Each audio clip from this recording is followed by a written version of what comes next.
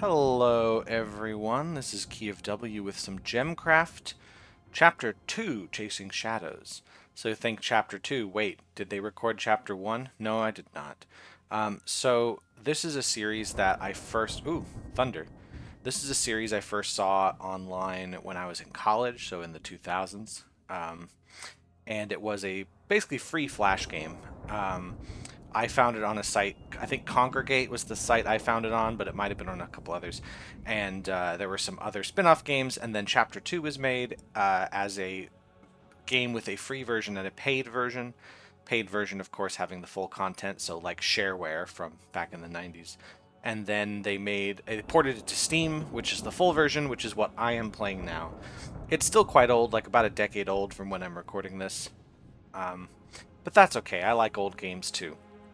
So if you're unfamiliar with Gemcraft, this is a tower defense type of game, but it's got a little bit more depth than most tower defense games, especially the free type that you would see on Flash sites in the 2000s, which I kind of enjoyed. So let's just hop into it. So I've got a couple other ones here because this game doesn't really let you like mess with your saves. Like if you mess something up, you can't go back to a previous save. So if I want to try stuff out, I have to use it on my other saves. So I'm going to make a new game over here, and then, you know, in between videos, go back and practice, make sure I know what I'm doing. So let's start over here. And the game's going to throw us into a tutorial. So if you don't know tower defense games, here is where we learn how they work. So nothing we can do except follow the instructions. We're going to click this button to select the gem type. We're going to click the inventory row to create the gem, and then drag to the tower, which is this, to insert the gem, and then press play.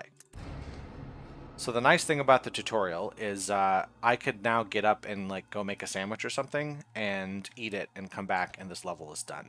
It plays itself. I don't need to worry about it. So this is a good time to see what's happening. Tower defense players will be very familiar with this kind of setup. We had enemies appearing from this lower edge. They're going to walk this path. They didn't get very far, but their intention is to get all the way to this, which is called the Orb of Presence. I think if I have read the lore correctly, like this is where I am on every level. I'm in here.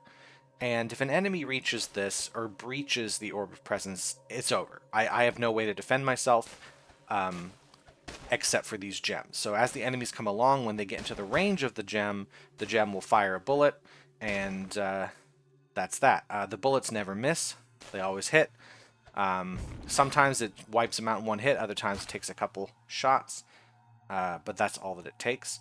It isn't a one-and-done affair at the Orb of Presence. If an enemy reaches this, it says, so see like banishment cost at the bottom of the text there. I can banish an enemy, which means it will be warped from the orb all the way back to the beginning of the level to make its trip again. That costs mana to do so. So if I have a lot of mana, then I don't have to worry about monsters reaching this. But if I don't have a lot of mana, then any monster that reaches this will instant kill me. I'll have to restart the battle. That's basically how it works. That's how tower defense is. We set up our gems. We kill the enemies before they reach the orb. Easy. So in our victory screen, we're going to see like 3 separate tiers of information. The first ones are XP. Well, actually, we see the level we're in, field F1. This is the total XP gained. A lot of numbers here. Let's not worry about these numbers yet. 84. In this middle segment, we see battle data. This is stuff that can be interesting.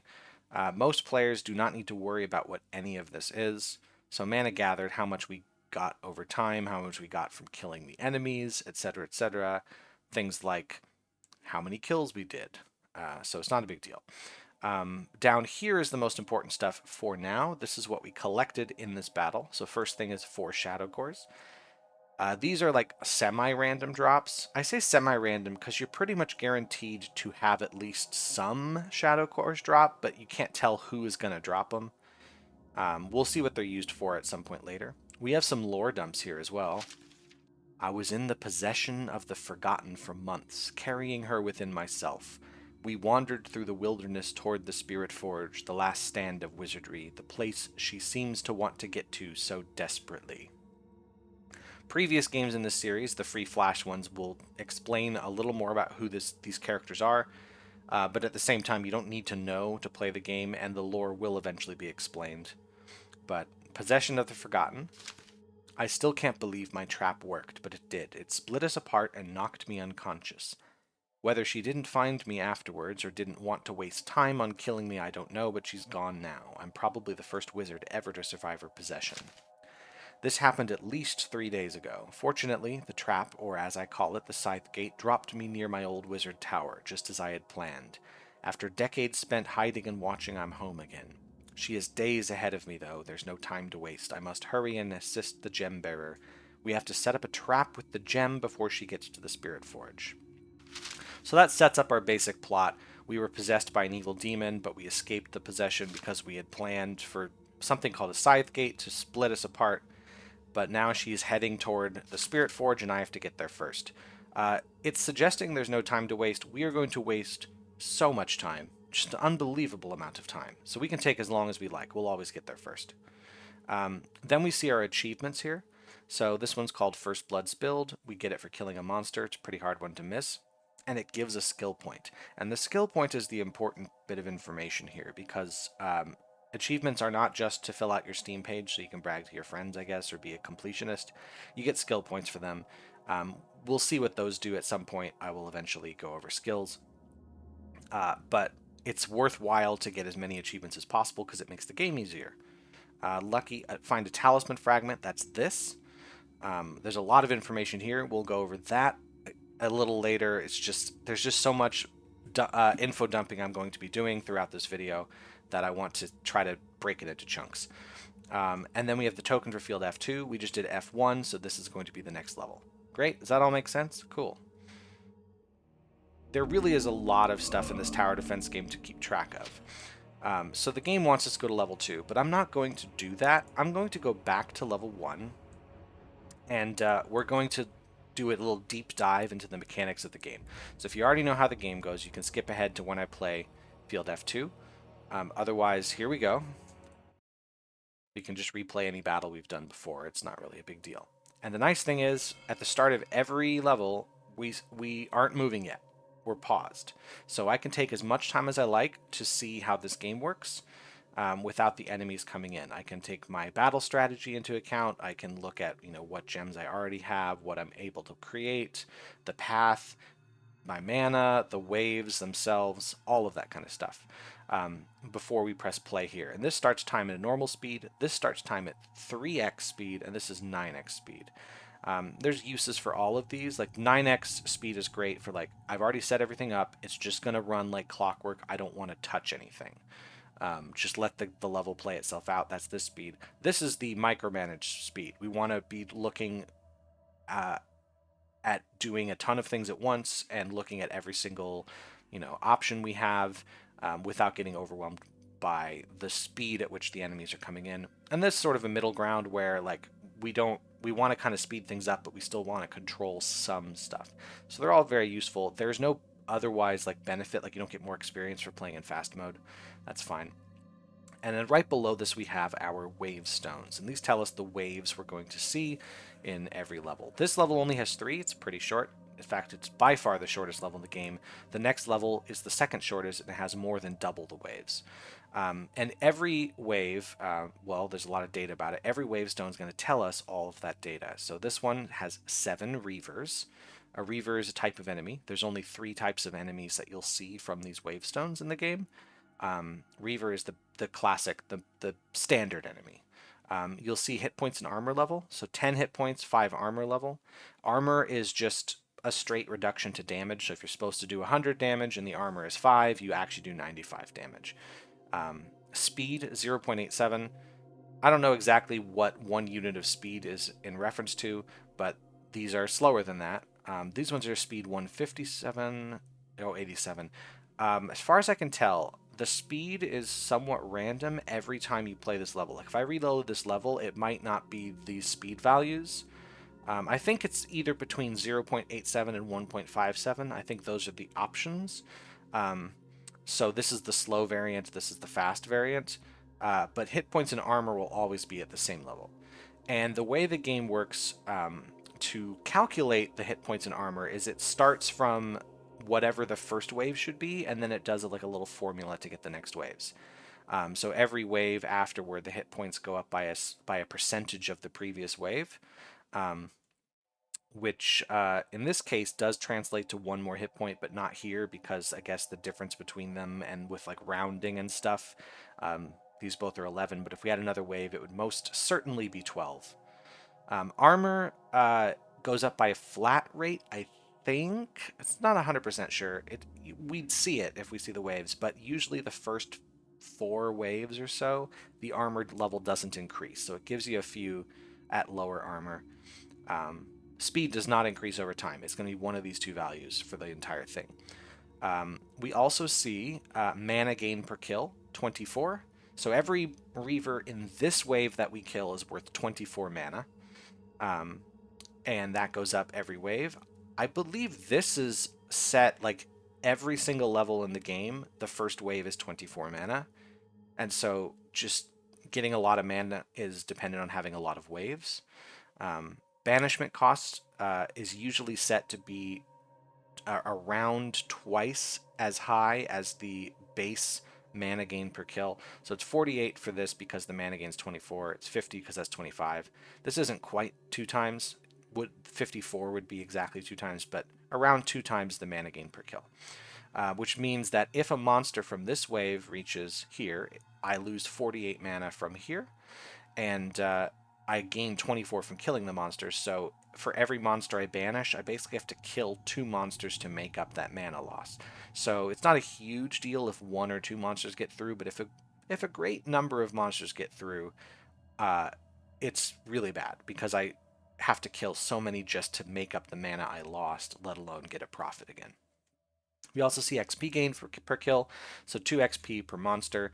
If there's 7 monsters in here, we're going to make 14 XP just from that. There's other ways we get XP, but that's the main one. Something that this doesn't show is the HP regen for each monster. So in this wave, I believe the HP regen is going to be 29, like I'll see when the monsters come in, which means every minute the monster would regain 29 hit points. It doesn't even have 29 hit points, it's just that's what's going to be.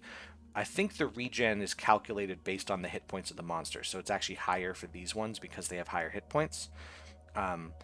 So what that means is, let's say a gem fires and doesn't kill the monster, and then no other gem fires at the monster, and then it gets banished and comes back to the start. By the time it reaches that first gem again, it's going to have regained part or all of the HP it lost, meaning you have to take monsters down relatively quickly, especially at later levels where the regen is just through the roof.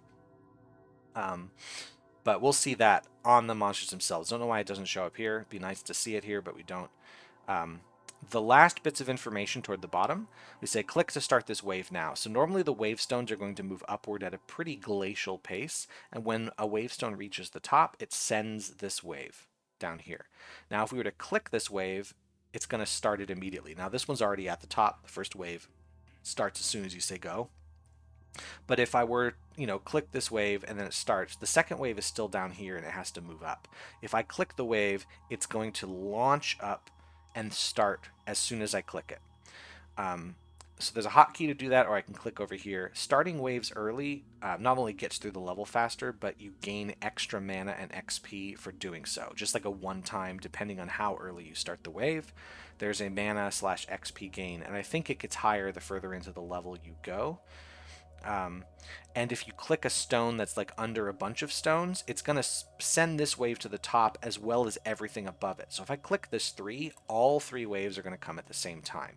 So that gives me a nice bonus to XP and mana, but it could overwhelm the gems because they can only fire so fast. So they can take care of 7 Reavers easy, but could they take care of 36 all at one time? That's the question. We can also control click. That would be the equivalent of clicking on the bottom wave. If I control click, it just sends every single wave this level has at me at once. Roughly at once. There is a slight delay because the wave stones do have to physically move upward, but they move upward really fast. Drop gem bomb to enrage wave. We're going to hold off on what that means for now, but that handles the wave stones. Something you could do if you are as autistic as me is you can make a little chart here to see what every level is going to give you. Now, looking at like a walkthrough or a wiki of this, you'll probably find some information on the waves. Like the Gemcraft wiki will tell you each level, how many waves there are, what's in the wave, that kind of stuff. What I have done on top of that, because I apparently have nothing better to do with my time, is I have calculated the total amounts of mana and XP you should expect at the baseline from every level, or at least the levels that I've bothered to do this on. So this level's got 3 waves. The number of monsters totals 36. The mana totals, this wave is 168 mana for 7 monsters. This wave is 350 mana. This wave is 405. That's a total of 923. Why would I need to know this? Well, it'll come up later. Most of the time you don't. You can just play the level and see what happens. But going into this level, what it means is I know that this total is going to increase by about 900 by the end, just from killing the enemies. That's the minimum increase. XP-wise, each wave is worth 2 XP per monster, so 36 monsters times 2, that's 72 XP. Now, last time we got 84, so there's other ways, obviously, that we can get XP, and we did so. We got it from, I think a talisman drop was an XP, and then as well, you get XP if you kill waves without any monsters getting here. So if a monster gets banished, you don't get XP for that wave, but if you kill a wave, an entire wave without a single monster reaching this, the XP bonus keeps going up. So the more waves you take care of without a banishment, the higher XP. Anyway, that seems like enough of an info dump for these.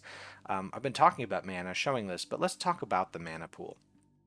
So obviously we have 423 mana to start. I think 360 is the baseline, and then the rest of this mana is coming from some other variables that we haven't looked at yet. I think that's the base. I might be wrong with that. But it's around there. And you see that it's like a bar that's filling up. So we have, this is the 423 mana, and this is how far we can fill it. That's because we are at mana pool level 1. So if we get 1200 mana, that's the maximum amount this could fill up. We don't stop gaining mana. What happens is we instantly roll over to mana pool level 2, which has a higher cap. We don't lose any mana. It's just, it looks like the mana level goes down because the cap goes up. So higher level mana pools are going to give us more of the bonuses that you see on this text. So mana replenish right now is at 39 per minute. So every minute we'll have 39 more mana. That's pretty slow. It's like 2 seconds for a single bit of mana. We're not really going to rely on that right now. Mana pool XP gain multiplier and the mana pool mana gain multiplier are both at ×1, so nothing. If we get to mana pool level 2, those will go up. So the XP we gain will increase by a tiny amount. And the mana pool mana gain, meaning the amount of mana enemies give us from being defeated, that will also go up. It's interesting. This seems to be the spot where it wants to flip over. So it's worthwhile to try to get to a high mana pool level as early as possible so that the rest of the level, your mana gain and XP gain, are much higher. Because if I spend the entire level with low mana, even if I'm winning, I'll end up with less mana / XP at the end. This early on, we're not going to get our mana pool level that high because part of getting it up high is having a lot of waves to give us a lot of mana. This doesn't have a lot. Again, I said 900 mana. Okay, that gets us to 1300, barely above the mana pool requirement, and that's after killing every enemy. So we're not going to get up there very easily. Cool. Is that all I want to say about mana pool? Probably. Let's start taking a look at the gems on the field. I told you this would be a deep dive. I said it, you didn't believe me. So over here is where we create the gems. We saw that in the tutorial. We have 3 types available to us in this level, in this 3x3 grid. They're differentiated by color mostly, but also these symbols here. So the orange symbol here is to create a mana leeching gem, a gem which extracts mana from target on hit. This one is poison gem, the green one with the sparkles, dealing additional poison damage over time, ignoring armor and shield. And then an armor tearing gem, the purple symbol with the shield with the crack down it, that degrades target's armor level on each hit, right? So if I click one of these, I would create the gem here of that color. We have enough gems here to beat the level without creating anything, so I'm going to ignore this for now, just to say, when we create gems, we'll do it over here, and we only have access to certain types in each level. So the orange one here, this is the mana leeching gem. So when we hover over it, we see a lot more data. Everyone's favorite thing to do is go over data. It says grade 1 gem. The grade is like the gem's level, so the higher the grade, the better it is overall. The interesting thing about this is that the way the game calculates everything to do with gems is all derived from whatever the base stats of a grade 1 gem is. So when we go to later levels, it isn't a preset amount of every statistic. It's just what was the grade 1 cost of the gem, and then do this formula, this calculation, which means it's possible to manipulate higher grade gems in certain ways, whereas grade 1 gems are just, you see it, you get it. Then it says pure orange. That's the color. It's only orange. We just would make an orange gem, so that's the color of the gem. Then we see damage, range, and shots per second. The damage is always given as a range from a minimum to a maximum, so this is 8 to 16. That means a shot can do 8 damage or 16 or any number in between. It's random what numbers it is. You can't really control it. So the thing I like to say is that you're looking at an average of 12 damage per shot. That's better than saying, oh, I'm going to do 16 damage, because you're probably not going to. But if you average all the shots up, 12 damage per shot. The range, as you see as I hover over this gem, there's a little circle. That's the range. A monster has to walk into this range for the gem to fire at it. So you'd think, oh, the monster should just walk around this left edge. They won't get hit. Well, monsters are very stupid. They're going to take whatever the shortest route is to the orb. They're not going to try to avoid damage. They're just going to take it. They're going to tank the damage and see if they survive. Then it says 0.54 shots per second. That's the fire rate. This means essentially every 2 seconds it's going to fire 1 bullet. That's pretty slow, which means if this was the only gem on the field, if we got rid of all these gems and just had this one, it's going to get overwhelmed. It can take care of the monsters. They only have 10 HP and 5 armor. It can take care of them anywhere from 1 to 4 shots. But because there are going to be so many of them, the monsters that aren't being targeted are going to waltz by free, which is why the rest of these gems are so important. All right then. Underneath all of that, you see in the orange text, it says leeches 0.39 mana per hit. That's what the mana leech ability is. That's the special thing for this gem. It's a pretty low amount of mana. We only see mana in whole numbers up here, but it is calculating all the decimal, the floating point, whatever. So we'd have to have this hit like 3 times before we'd notice a mana increase up here. But we probably wouldn't notice because there's so much other stuff happening that mana increases is just flying up. So it's a pretty small amount, but it does add up over time. Enough hits, you get enough mana that it pays for itself. So underneath all of that, the bottom section of text is just going to be the data on this particular gem. So it hits and kills. How many times has it hit an enemy? How many of those hits have killed the enemy? Target. This is who it's targeting. By default, it's targeting the nearest creature to the orb. That's usually what you want to see. And then we have the mana value and the upgrade cost. We're not going to get too much into that right now, but mana value is what it costs to make this gem. Upgrade cost is what it will cost to, at the smallest upgrade possible cost, for this particular gem. The upgrade cost is usually set, but it is of course derived from the cost of a grade 1 gem and all that kind of stuff. So you can calculate upgrade costs using that. You don't have to guess what it's going to be. That seems like enough info on the orange gem. How about this purple one? This is the armor tearing thing. So on the field, you can really only tell gems apart by color. So unfortunately, if you're colorblind, this might be a little tricky, but at least when you hover over it, it will tell you exactly what is in the gem. This is a grade 1 purple. You'll notice the damage range and fire rate are different from the orange gem. The damage rate is 6 to 22, which is a wider range than this, and a higher average. 14 is the average damage. A range of 4.3, which is a little smaller, but negligible difference. 0.66 shots per second is not a negligible difference. Like, that's 20% higher than the orange one. That's a lot faster. In fact, we can use this to further calculate the damage from the gems more than just the average of the damage range. You can look at it using damage per second. So based on the fire rate multiplied by the average damage, how much damage per second can you expect from these gems, not counting the armor of the enemy? So if the average is 12 and it takes 2 seconds to do a shot, it's about 6 damage per second. That's what you're going to expect from this gem. whereas this one, the average is 14, and it does about 2 shots every 3 seconds, I think. Yes, 2/3 of a shot per second. So this is going to do more like 9 damage per second, which is a fair bit higher than the orange one. Anyway, the special ability here reduces armor level by 1.73 per hit. It's a pretty low amount, but these guys don't have a lot of armor. So if this purple dude fires a bullet and hits an enemy from this wave, instead of having 5 armor, it'll have closer to 3, and then after the next hit, it'll have more like 1.5, and then after the final hit, it won't have any armor. It's not really going to be noticeable in this level, we're not going to need it, but armor tearing gems are very useful early game. Because it's one of the only guaranteed ways to just punch through enemy armor is by, well, reducing the armor till it's not a problem. So if we get enemies come through with like 1,000 armor, these guys aren't going to do any damage. We need to whittle that armor down before any damage can be done. So these can be very useful gems, especially this early on. Let's look at the last type here. This is the grade 1 green gem.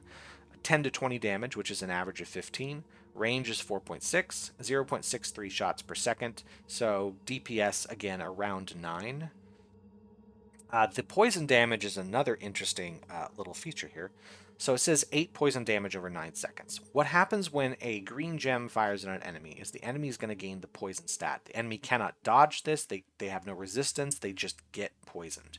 When they're hit, the timer is set for 9 seconds, and then the poison damage that they have is applied over that 9 seconds. So a little more than a second will tick by before they'll take 1 extra damage. This isn't super great, 8 poison damage, not a lot, but it's 8 damage on top of whatever it does from the shot, and the poison damage ignores armor. So if the enemy has a billion armor and this shot hits, it's still going to do 8 damage from poison, even though the bullet won't really do any damage. You do have to factor in enemy HP regen, which we haven't seen yet because I've been talking for half an hour.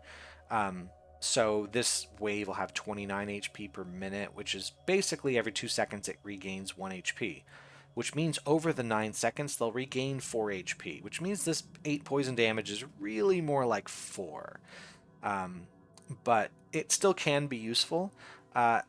Imagine, though, that we have multiple green gems and they all hit the enemy around the same time.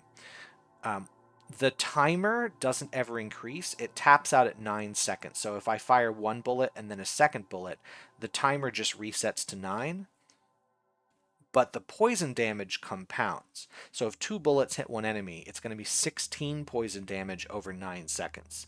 Which means if the enemy regains 4 HP over that, we've now done 12 damage. We've tripled the poison damage just by doing 2 shots. So, having a lot of shots hitting an enemy with poison damage is very useful, and this is another great early game gem. In fact, armor tearing and poison, I'd say, are the top tier gems for the early game. That is to say, you know, the first few levels of the game.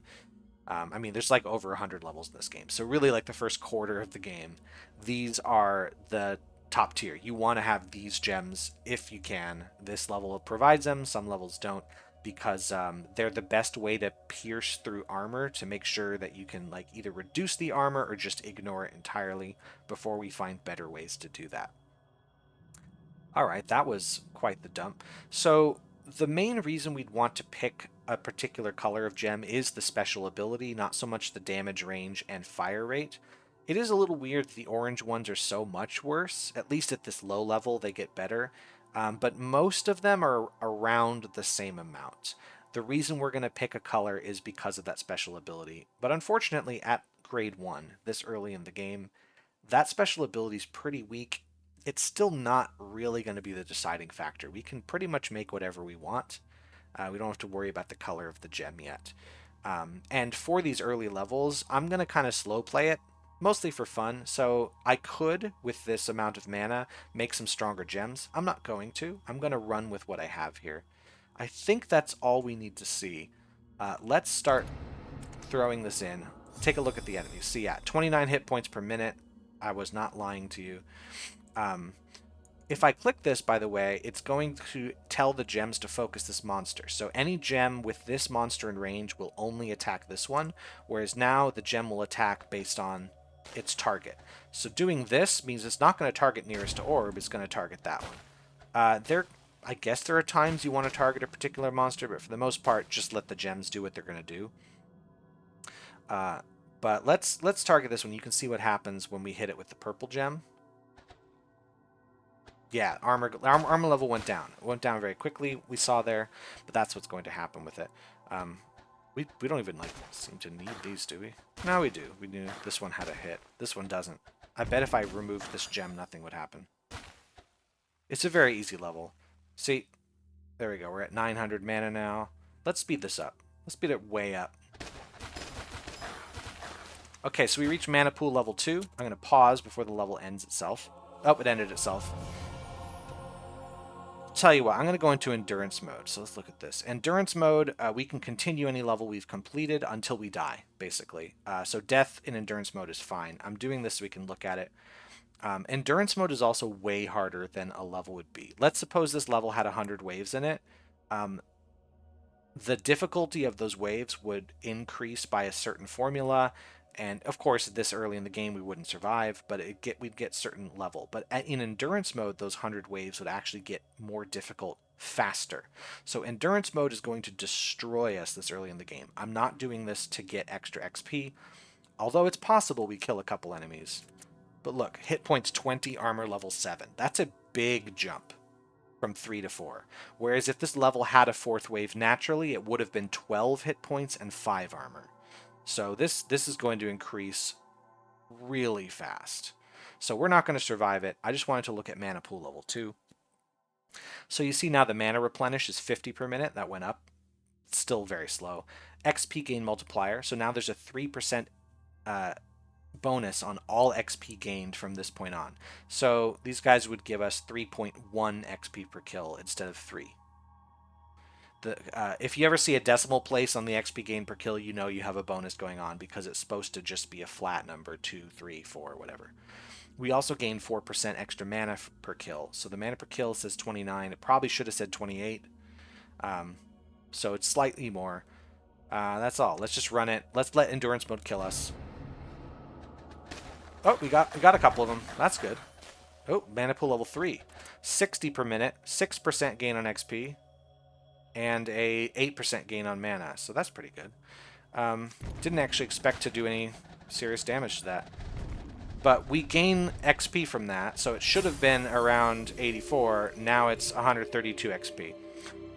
But we go against our previous best score. The game keeps our high score in every level, and in order to gain any XP, you have to beat your previous score, and then it takes the difference. So we really only gained 48 from that, but that's fine.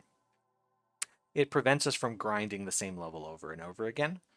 But yeah, endurance mode is tricky. So this early in the game, I only run endurance mode to try to squeeze out just a tiny bit more XP from every level.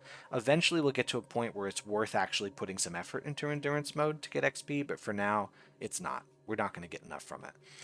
So here's what we gain from that kind of stuff. Let's head back to the map. Excellent. So we've finished that level. I'm not going to go back to it now. We're about to go to level 2. Let's take a look down here as well. This is our wizard level. So initial mana replenish rate 39 per minute. This is how we increase the initial mana replenish rate, is we just level up our wizard by getting XP from battles. There's other stuff we get from the wizard level, but that's a pretty basic one. We just need 230 XP, 98 more to go. Well, this level gave us 100 plus XP easily. Any level with at least 4 waves is going to be a shoo-in for a level up, and this level has 7. We can actually see that when we hover over. We see the number of waves and the HP of the first wave. Strangely enough, this one starts with less HP than this, but because there's double the waves, it's actually going to end with a higher HP count because the formula that increases HP over time. Doesn't tell us the armor that it starts with, but we can see that once we enter the level. It also tells us what available gems. So here we had orange, green, purple, so that's mana leeching, poison, and armor tearing. Here we have red and blue, which is chain hit and slowing. We'll see what those are in a second. Anything else I want to see at the moment? We could replay the tutorial if we feel like more info dumping. We can look at our stats. It tells us the number of battles we've won so far, waves beaten in total, highest wave. So we did endurance mode, we beat 1 more wave, so 4 waves. Highest mana ever reached, all this kind of stuff. I guess if you're interested, you can take a look at this. Journey Notes is going to tell us the lore that we've gotten so far. And we'll save the rest for later because I want to keep the info dumping to a minimum at this exact moment. And let's head into level 2. I thought maybe I'll make a video where I do the entire first world. It's probably going to be broken up into several videos. So building your own towers, we can click this button here, or we can press T, click where we want them, and there you go. So before we start, let's take a look at our gems. So we start with a red one. Let's just put it in this tower here. So this one, 12 to 20 damage, has an average of 16. Range, honestly, the range between every gem is going to be pretty much the same. It's not that big a deal. 66 shots, well, 0.66 shots per second, so DPS is about 10 on this guy, 10 and a half or so. I actually have a chart. Let me pull it up on my other monitor. DPS from the red gem at level 1 is 10.56. There you go. Now you know that. Now that's in your brain. Something important isn't in there anymore.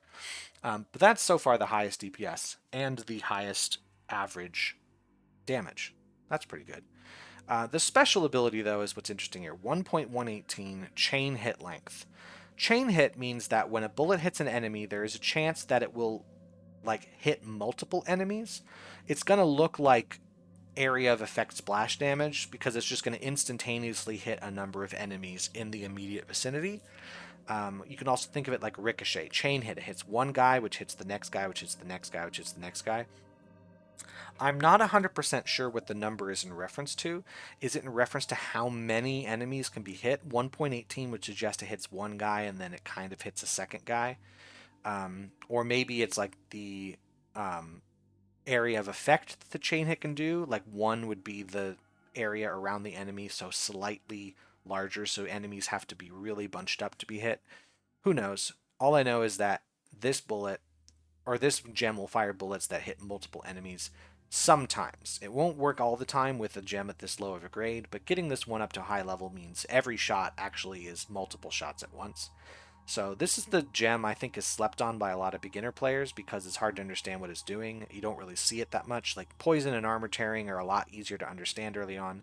This one doesn't seem to do much for us yet, but it's really, really useful later. So it's good to remember. That's this one here, the chain hit gem. Let's create a blue gem so we can take a look at it. So we just click down here, then we click. We can create different grades of gem. This is grade 1. We can go up to grade 2. We have enough mana for it, but I'm not going to right now. We can also see these lights here. This tells us how much mana we have to create each grade. So it's dark after grade 2, meaning we don't have enough mana for the higher grades. I'm just going to create a grade 1. That's all we need for this level. And take a look at it. 10 to 24 damage. That's an average of 17. That is the highest average of all the common gem types. Range, 6 shots per second, that's all pretty standard. DPS on this is 10.71. It's the highest DPS and highest damage. The reason that DPS is so close to the red one is because the shots per second is slightly lower, I'd say, even though it still just ends up being a lot stronger. So if you're just looking for raw damage, and for some reason you're stuck with pure grade 1 gems, the blue one is your best bet. The special ability target gets 14% slower for 2 seconds. That's not very much. That 14% will not really be noticeable. So these guys have a speed of 0.87. It's going to drop it by what? 0.1. So you're not really going to see that so much. And it's such a short amount of time. The special ability on this, not great. So like blue gems in the early game do nothing, essentially. Did nothing. But they're useful because they do the most damage from their base shots. So let's start with this. We have hit point 6, armor level 4. So that means these first few waves here, these are all going to be one shot. I'm not worried about any of these. Starting here, the armor is going up. We see 7 armor at wave 5, 10 armor at wave 6, so we can guess about 13 armor for wave 7. We could still kill him with these gems, but it's not one shot anymore. It's not a guarantee, and if the gem isn't doing its max damage, it's basically nothing.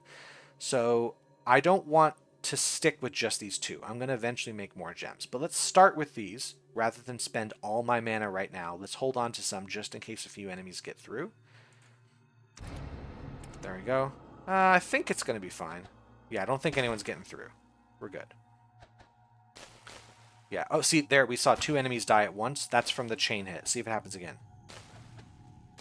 Nope, that one didn't work, but that one did. Cool. Let's send the next wave early, get some extra XP. Yep. In fact, we'll probably send all these early because they're going to be very easy there. All right, I now have a pretty good amount of mana. Let's build a tower. Uh-oh, that guy's getting through. Uh-oh, that guy's getting through. That's no good. They cost 50 to banish? Yeah, that's not great. So let's build that tower quick. And press T and drop it. That cost 150 to make. The next tower cost 180. Every tower increases by 30 on mana cost. So it's, you know what? Let's stop talking. Let's put the gem in there before we lose too much to mana banishment. So towers start at 150. Every additional tower is 30 more than the previous. So if I want a fourth tower, it's 180. So there's like a soft limit on how many towers I can make. So if I want to flood this area with towers and gems, I need a lot of mana. A lot of mana. But I'm going to make one more, and I'm going to make another gem. So I could do it by clicking down here, or you can see the hotkey is numpad 2. If you have a number pad on your keyboard, you just press the 2. Another thing I can do is hover over hover over this gem and press the D key. That duplicates the gem I'm hovering over. There it is. And then I can just click this tower. It's going to insert the topmost gem. That's the only gem in the inventory. There you go. That's a much quicker way. D key, T key, then click, and you just have everything in place. Mana level 3. I think we could just run this level as is. We'll get through it just fine. These guys are going to have a lot of armor, but I don't need to worry about upgrading the gems. They'll eventually cut through. But if I'm worried, I can make a third tower for 210 mana and another blue gem. So this just means I have a lot of opportunities to do damage to these enemies here. Call 5 waves early. Great. Easy. And let's speed it up just a tad.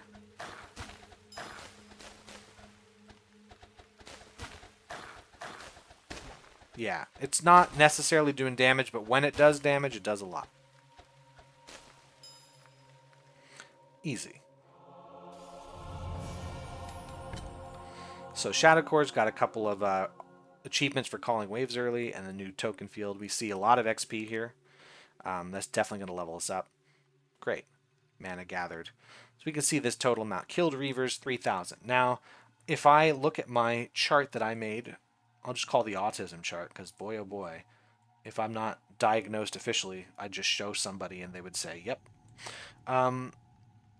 If you add up the base mana, it's 2920. That's how much mana I would get from killing Reavers. The reason I got an extra 105 is because I got to the mana pool level 2 and 3. That's what did it. But you can look at this to see how much mana you're supposed to get in a level. We can use this to make calculations later with regards to like mana gaining skills. So you'll know how much mana over time you should be gaining above and beyond this base. And then we didn't spend a lot. We did spend 150 on banishments because we just didn't have enough gems. The guys got through. I'm going to run endurance mode. The only reason is I just want to see if I can squeeze any more XP out. But I'm not going to create any more gems. I'm just going to run it at full speed and let it go till we die. And it looks like we're gonna get mobbed immediately. No, I got a couple guys. Yeah, got a little bit more XP. That's always good. And that's that. There we go. Almost level 3. Check your skills. No thanks. Wizard level 2. Mana replenish rate is now 44 per minute. So we're just going to go up a little bit. Eventually that number will be quite high and we'll be gaining, hundreds of mana just from that. Just from time. Cool. Let's take a look at the achievements page here. So achievements given at the end of victorious battles and not endurance mode. So in endurance mode, let's say I do this, deliver 75 one-hit kills. It's not going to count. Endurance mode isn't going to give me achievements. I have to do it during the regular battle period. And then I have to win the battle to get it. If I lose or if I quit, the achievement is not given to me. So right now we're showing all the achievements. We have 413 locked and 5 unlocked. So that's 418 achievements total. That is a lot of achievements. Again, they're not just for Steam completion or bragging rights. They give us skill points. So I have 5 skill points from this. It even says down here, each unlocked achievement gives 1 to 3 skill points depending on difficulty. The locked ones, there's still basically all of them, but once I've collected a number of achievements, it's worthwhile looking at what's locked to see what's the easiest thing to get. I can also look at achievements by category here. So like banishment. Spend 870 on banishment. Banish a monster 5 times. If I look at locked achievements and then look at the categories, I can see what remains in that particular category. Like here's a click. If I just look at click, there's 5 in this category, but I've already done it. Change the target priority of a gem, select a building, spin a compass, and then I don't know what that is. That's a special achievement. But we can use this if we're getting close to filling our achievements up and we want to get the last one. We'll find out what it is. There's also this reset achievements button. Not enough achievements unlocked yet. 5. Yeah. After unlocking more than 180 achievements, you can reset the achievements once for a 120 skill points reward. So we lose the skill points from the achievements, and since they're worth at least 1, we would lose 180 skill points immediately, but we'd gain 120 permanently, which means we can re-unlock the achievements to get that 180 skill points back and now have a surplus of 120. So that's worth doing, but we have to get to that point, and it's going to take a while because 180 achievements is a lot, even if we get multiple per battle. I think it can only be done one time forever, so it's not a chance to get infinite skill points, but it's still something I'd like to do eventually, but it won't happen anytime soon. Let's take a look at level 3 now.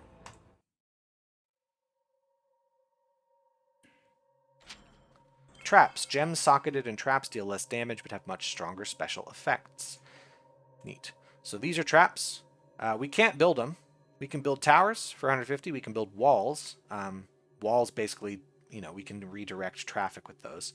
For 20, we can throw a gem bomb. We'll look at those later. We can combine gems from here. This is all great, but we can't build traps. So we're stuck with the 3 we have. So let's take a look at this new gem type. In fact, both of these. Well, no, we've already seen poison. This is a critical hit gem. That's what the yellow means, critical hit. These deal 8 to 22 damage, average of 15. With the 0.6 shots per second rate, it's again around 9 DPS. Actually, is that exactly 9 DPS? I think it's exactly 9. Look at this. Yeah, it's exactly 9. Let's ignore this one for a minute. We'll get to this later in the level. I'll talk about it. For now, let's just talk about the yellow gem. The special ability has an 11% chance to deal 1.35 times the damage. So this is not a super high percent. It takes about 10 bullets. 9 bullets is the average, I guess. 9 or 10. Every 9 or 10 bullets, you can expect 1 critical hit, which is going to deal a third on top of the damage. So the max damage, 22 times 1.35 is approximately 29. So that's the max damage, 29 minus the enemy armor. But of course, leveling up this gem will make the critical hit power go ever higher. But the special ability of the yellow gem is just pure damage. That's what this one is for. It's for doing a ton of damage per shot. So let's look at the traps here. If we insert a gem into the trap, it said it's going to do less damage but have a higher special ability. So take a look at this damage and the special again, and we're going to drop this into the trap. Hoo boy, that's a bit of a drop. In trap, 80% reduction to damage, 80% increase to non-bound specials. Non-bound, there's some gems which are called bound gems. All the gems we've seen so far are non-bound. There are 2 bound gems. They are very rare. We're not going to see them for a while. 120% firing speed. Great. So 72 or 0.72 shots per second instead of 0.6. Not really noticeable. The damage, however, kind of sucks. 2 to 4 damage. And then you got to factor in enemy armor. It's going to do nothing. This critical hit has gone up, though. It's 11% chance to deal 1.63 times the damage. But because the base damage of the gem has gone down so much, that means the max damage from this gem is 7. So let's look at the armor. 5, 5, 5, 5, 8, 10. This is worthless. There will come a time when there may be an opportunity to do something interesting with a critical hit gem in a trap, but at least in the early game, never ever put yellow gems in traps. The whole point of the yellow gem is to increase the base damage, and if everything is 80% reduction in damage, this is worthless. Even if the critical hit damage goes up, it would need to be like 40 times higher before it'd be worth doing anything in here. So this is going in a tower. It's going there. However, the green gem in the trap, yeah. So yeah, 2 to 4 damage is not great, but 14 poison damage over 9 seconds instead of 8. Let's look at this HP again. 8 HP, 9, 10, 11, 12. Any enemy that gets hit with this trap is going to die. Like, maybe at this point not, because they'd regen just enough HP to survive, but this is going to kill them. Because of that extra damage from poison. Trouble is, the trap's not going to hit everyone. It does have a faster firing speed than the gem, and the enemies do have to walk over the trap. I mean, even if they didn't, enemies are going to take the shortest route. They're just going to walk over this trap anyway, but it can only fire so much. So if like 100 enemies walk on the trap at once, it's only going to hit one of them. So in order to ensure that multiple enemies get hit by the traps, I want to have more gems in traps. So I'm going to press D while hovering over this. If I click here, it inserts the topmost gem. This is the topmost gem. I don't want that one in there. I want this one. So let's drag it over. And I still have enough mana easily. Let's drop that here. These 3 gems should, by themselves, take out much of this. Because an enemy can get hit 3 times for a total of 42 poison damage. Or if an enemy isn't hit by this trap, it's probably hit by this one or this one. This is going to ensure there's a very small number of enemies getting through so that our yellow gem can take care of them. So let's see what that looks like. Let's just kind of run till they get close. All right. Let's see. What happens to you? You're going to hit again. You're dead. How about you? Okay, you're dead. This is that guy got through, but oh, we got hit by that one and he's dead. Yeah. There you go. This is going to thin out our opponents. Remember I said that the green gems, the poison gems, are really useful early game? That's because of traps. Hoo boy, this is such a good thing to have early on. Now this guy hopefully gets killed by the yellow gem. We're good. You know what? Let's pay attention to the waves now. Make sure we don't get overwhelmed. Let's talk about upgrading gems. We see this one's at grade 2. How do we get to grade 2? There's a few ways. One of them, let's make another grade 1 yellow gem. Put it here. We're going to combine these two. And combining them is going to make a gem of a higher grade. Provided both gems are of the same grade, it will do that. So we can do it by either clicking this button here or pressing the G key. Hold on, I'll make sure I'm not getting overwhelmed by enemies at this exact moment. G key, combine, and we make a grade 2 gem. You see, and let me put a grade 1 here again, just to make sure we have 2 gems. You can see that it has a higher damage output. It is derived from whatever this is. I forget the exact amount, but it seems to be about 70% higher. 70 to 80% higher.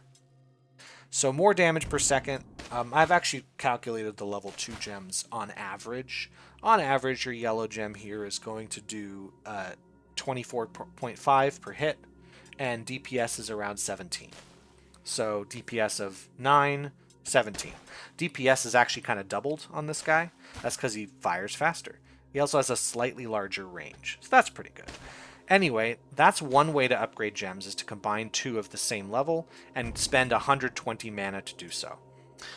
Another way is we can directly upgrade the gem by pressing the U key while hovering over this. You see at the bottom of the stats there, upgrade cost is 180. That's higher than this 120 cost up front, sure, but we just, oops, I pressed this while my mouse was on something else. There we go. Now it goes to level 2 immediately. A third way is to directly create a gem of level 2. For this, let's go down here to create, go to grade 2's column here, or row, costs 240. We make that gem. I need a tower for that gem, so let's do that. Why do they all cost different amounts? Well, technically they don't. The way that the game derives the cost of a gem is based on the grade 1 cost. This costs 60. This costs 240 because it is essentially 2 grade 1 gems plus the cost of combination. So the cost of every grade of gem beyond grade 1 is 2x plus y, where x is the cost of the grade below and y is the cost of combination.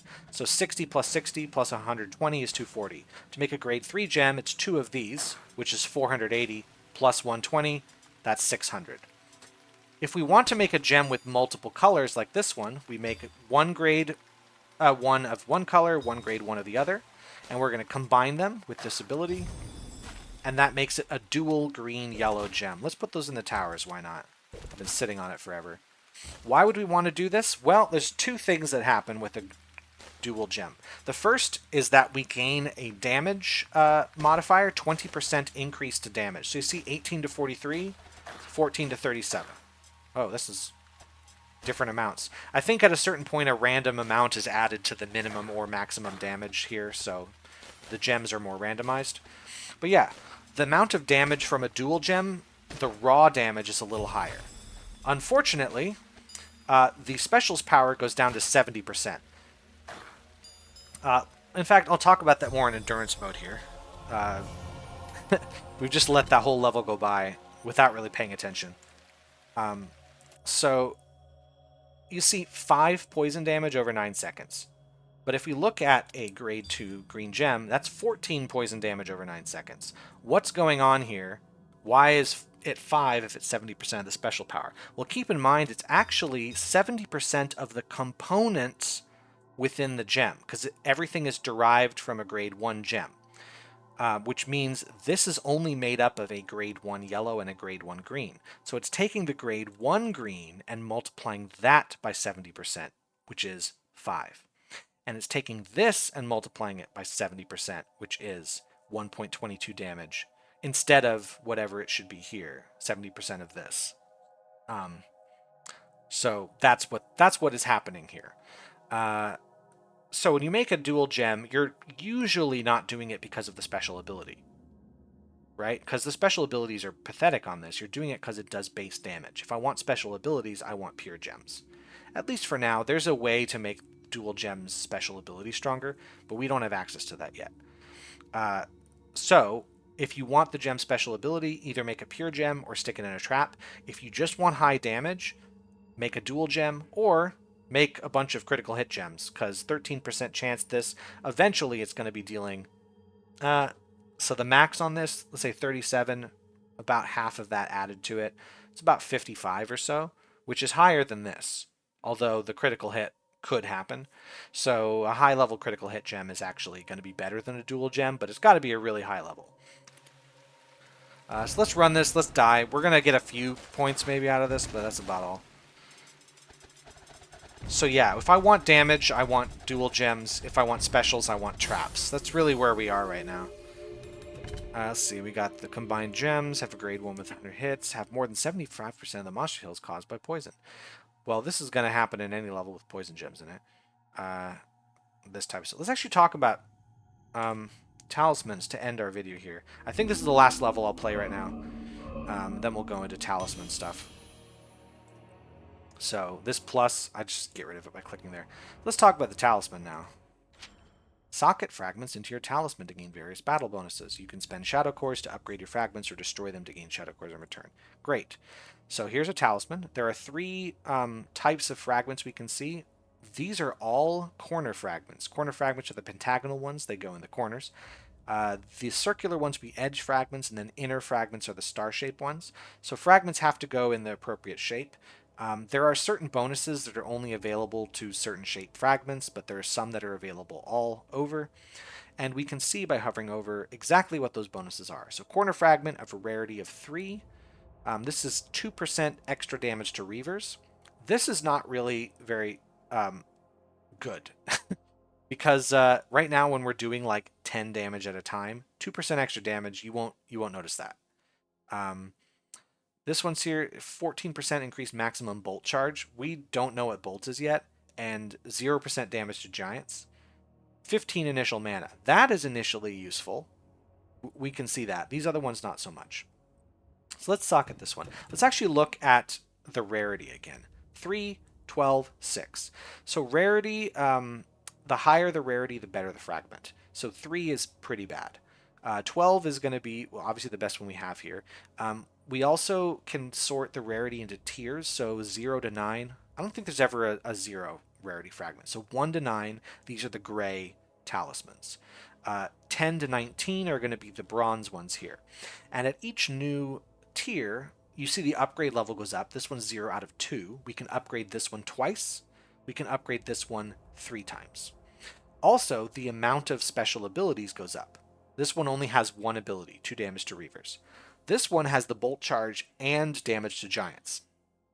Right now it's 0% damage to giants, but if we upgrade this talisman, we will get access to that second ability. I don't care about that one either. These both are not great, especially early on. This one I do care about. This only rarity of 6, but 15 initial mana isn't terrible. So I'm going to put this in here. I'm just going to delete these, right? So I can press this, and then goodbye. 5 Shadow Cores, that's what I got. Or I can just press the X key, goodbye. I can also upgrade a fragment by clicking here and then clicking on the thing to do. Upgrade cost is 6, which we have there. Or I can press the U key while hovering over. So this is maximum upgrade, 42 initial mana. I like that. We can look here to see the fragment rarity and upgrade levels of every talisman in our, or every fragment in the talisman and fragments over here. I've removed them all, so this is the only one left.